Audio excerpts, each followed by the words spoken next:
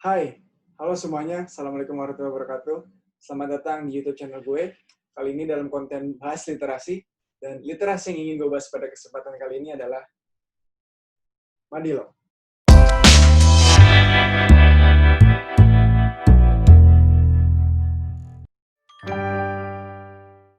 Tadinya saya ragu untuk mau membahas atau mereview buku ini, buku Madilo, karena kontroversi yang beredar di masyarakat mengenai paham-paham kiri atau komunisme dari si penulisnya, sehingga karyanya, bukunya pun juga ikut disudutkan, dianggap sebagai doktrin-doktrin komunisme.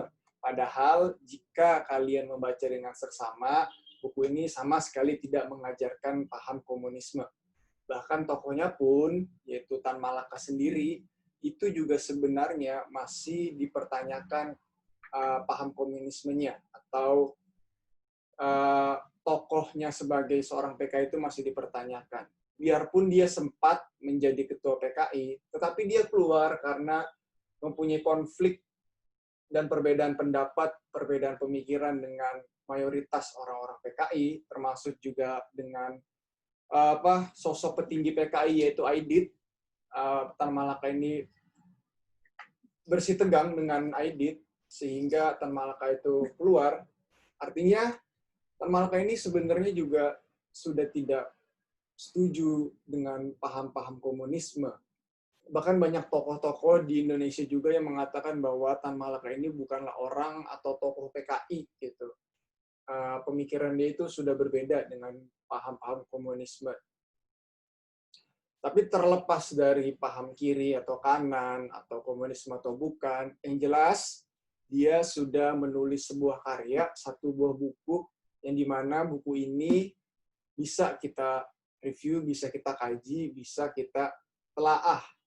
Jadi kita bisa menilai secara objektif dari apa yang ditulis di dalam buku ini. Jangan dilihat dari orangnya atau subjeknya, tetapi kita menilai dengan secara netral lewat buku tulisannya. Apa sih kira-kira yang ingin disampaikan dari buku yang ditulisnya, yang judulnya adalah Madilog. Buku ini ditulis kurang lebih 8 bulan menurut pengakuan Tan Malaka.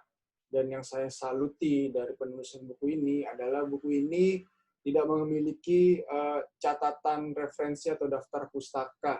Jadi buku ini benar-benar ditulis berdasarkan ingatan Tan Malaka sendiri mengenai ilmu-ilmu atau buku-buku yang sudah dipelajarinya, yang sudah dibacanya. Bayangkan saja ya, betapa kuatnya memori Tan Malaka. Kita saja di hidup zaman sekarang yang sudah diberikan banyak kemudahan lewat internet, ketika diberikan tugas, misalkan menulis esai atau artikel, itu suka mencomot-comot dari kutipan-kutipan atau isi-isi dari buku di dalam artikel atau esai yang kita tulis. Tapi ini Tan Malaka tidak ada daftar referensi, tidak ada daftar pustaka gitu. Jadi dia menulis berdasarkan ingatannya dia.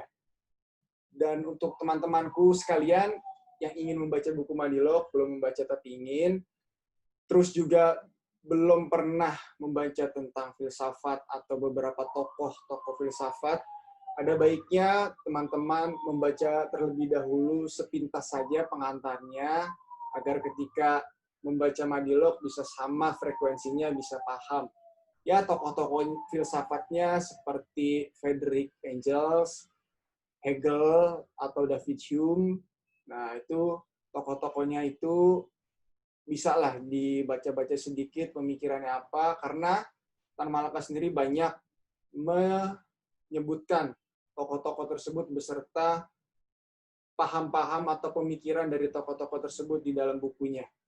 Oke, jadi di buku Madilog ini, itu Madilog sendiri itu adalah singkatan dari materialisme, dialektika, dan logika.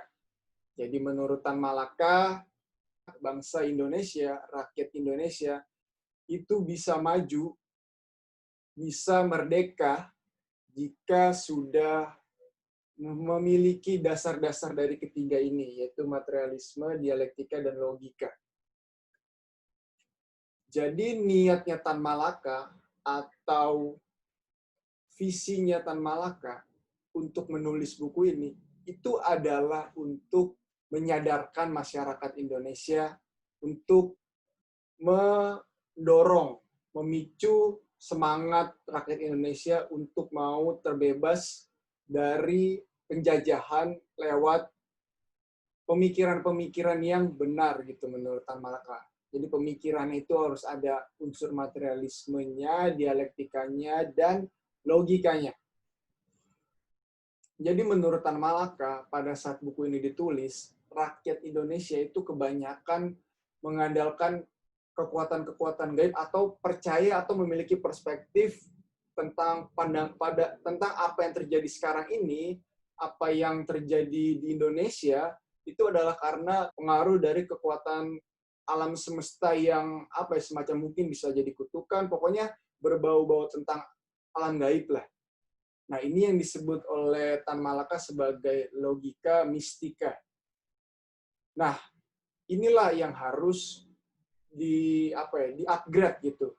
Jangan sampai pemikiran dan perspektif ini bertahan terus-menerus, karena jika pemikiran seperti ini bertahan terus-menerus, maka rakyat Indonesia tidak akan merdeka.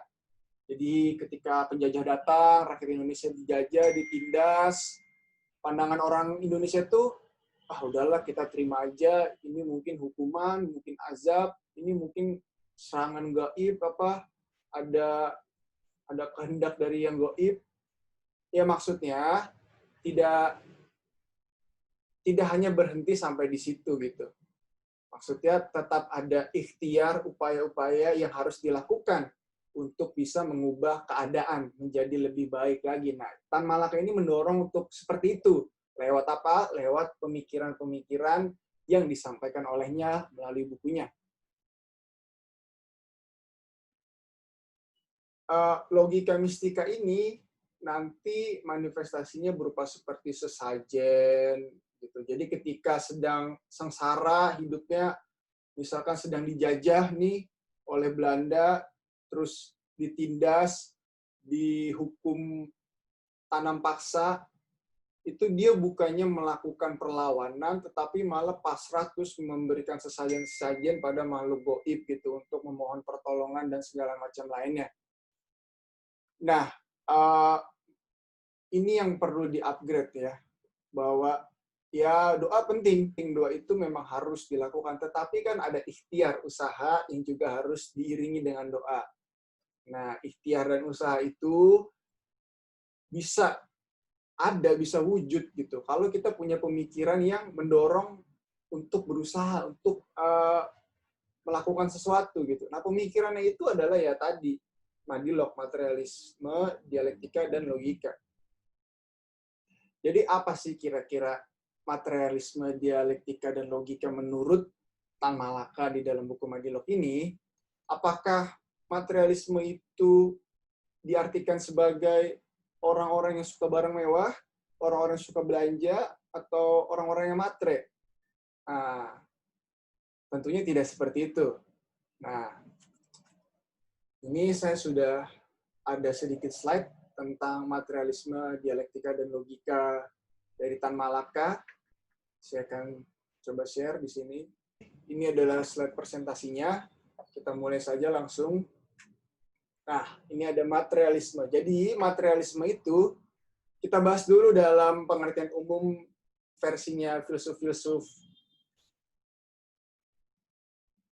Nah, ini adalah materialisme. Jadi kita bahas dulu materialisme dalam segi pengertian umum yang disampaikan para filsuf-filsuf yang menjadi rujukan dari Tan Malaka. Nah, ini artinya secara umum adalah merupakan ajaran yang menekankan keunggulan faktor-faktor material atas sesuatu yang bersifat spiritual dalam metafisika, teori nilai, fisiologis, epistemologis, atau penjelmaan historis. Jadi,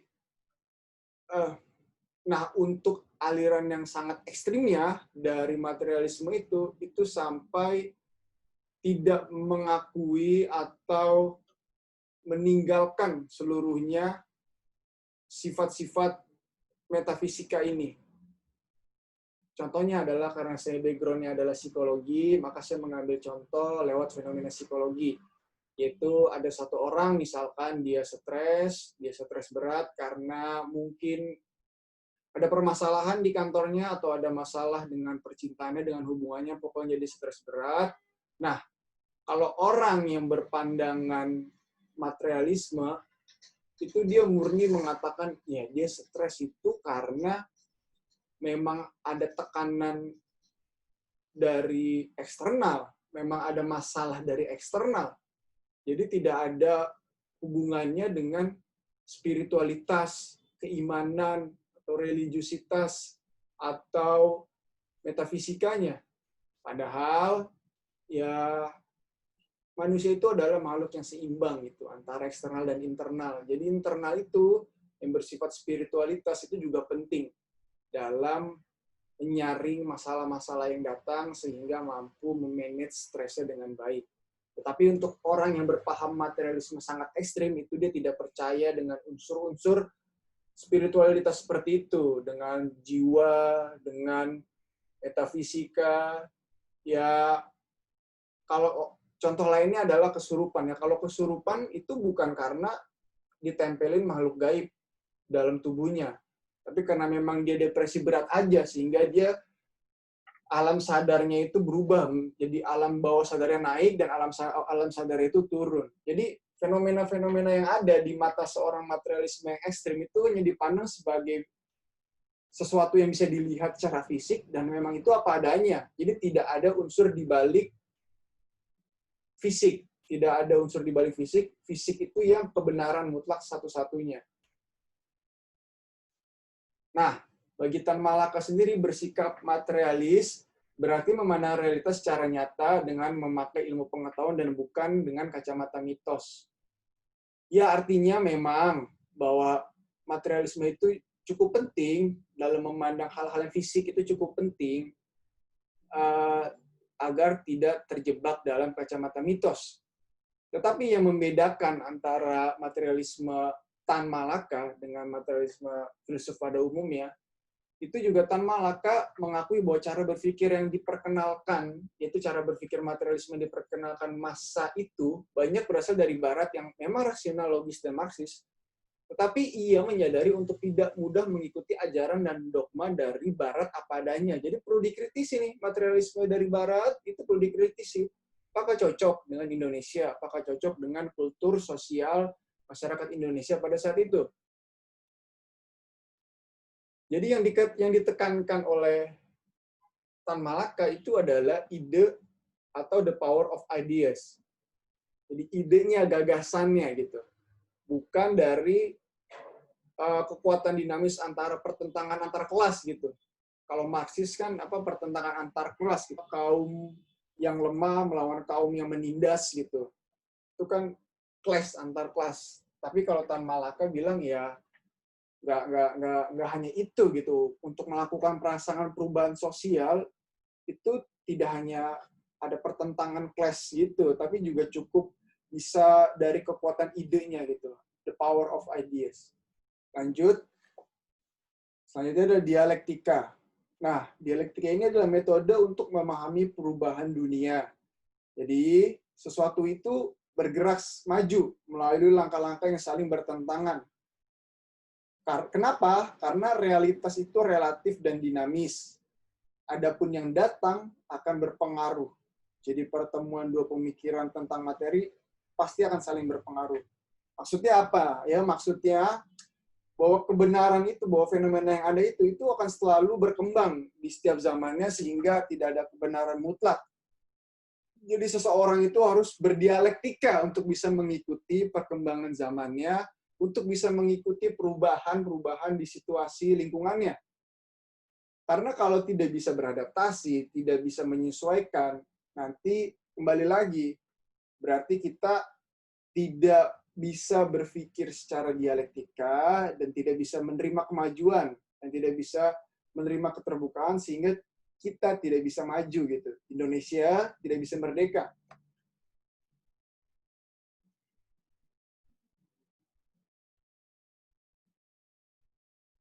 Ya, contohnya yang pernah saya baca itu ada teorinya Newton ya. Newton itu kan menyatakan bahwa waktu itu mutlak. Tetapi oleh Einstein kemudian dibantah bahwa tidak, waktu tidak mutlak, tapi waktu itu relatif. Ya, inilah yang disebut dialektika, adalah proses perubahan perkembangan zaman yang dimunculkan oleh dua pikiran yang berbeda, dua materi yang saling berpengaruh. Nah, dialektika dimasukkan dalam buku ini agar masyarakat Indonesia sadar bahwa dunia ini berubah dan kita harus bisa beradaptasi dengan dialektika tersebut. Ini saya agak sedikit typo. Nah, di sini saya mencontohkan adalah pola asuh parenting ibu dan anak. Nah, ini adalah contoh dialektika. Jadi ibu itu ketika mengasuh anak, ketika mendidik anak, itu harus mengikuti perkembangan zamannya. Jangan kolot dengan dengan misalkan papa ini udah lahir duluan, papa udah tahu semuanya, papa udah merasakan pahit buruknya dunia ini. Jadi kamu harus nurut sama papa. Kalau papa bilang A, kamu harus A. Kalau papa bilang kamu masuk kedokteran, kamu harus masuk kedokteran. Nah, ini adalah orang yang gagal berdialektika. Ini kalau dia berdialektika, dia akan melihat kehidupan dia di masa lalu itu seperti apa, lalu dia juga melihat kehidupan sekarang itu seperti apa. Nah, lalu dari hasil kehidupan masa lalu dan masa sekarang, itu coba digabungkan, diracik dan dicari, oh ternyata begini cara ngasuh yang baik untuk anak.